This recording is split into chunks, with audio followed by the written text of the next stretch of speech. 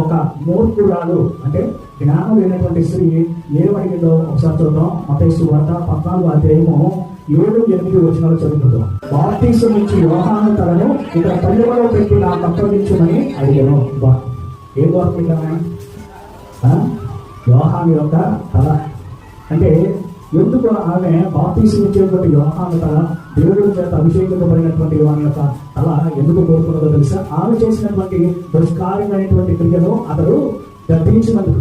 ఎందుకని ఆమె అంత పగబట్టింది అని అంటే అదే మత్తయి సువార్త 14:3 చదువుకుందాం. నీ సహోదరుడైన ఫిలిప్పు భార్యలు హేరోదియను ఉంచుకొనుట న్యాయము కాదని యోహాను చెప్పగా హేరోదు ఆమె నిమిత్తము యోహానును పట్టుకొని బంధించి చెరసాలలో వేయించి ఉంటాను. అంటే ఆయన చెప్పింది ఏంటో తెలుసా? ఇదిగో నువ్వు చేస్తున్న తప్పు, నీ సోదరుడైన ఫిలిప్పు భార్యలు హేరోదియను నువ్వు ఉంచుకున్నావు కాబట్టి అది దేవుని దృష్టిలో ఏమాత్రం అనుకూలమైనది కాదు అని చెప్పి ఎప్పుడైతే ఆయన చెప్పారో ఆ మాట తట్టుకోలేనటువంటి హేరోది నీతిమంతుని యొక్క రక్తాన్ని కోరుకుంటాడు.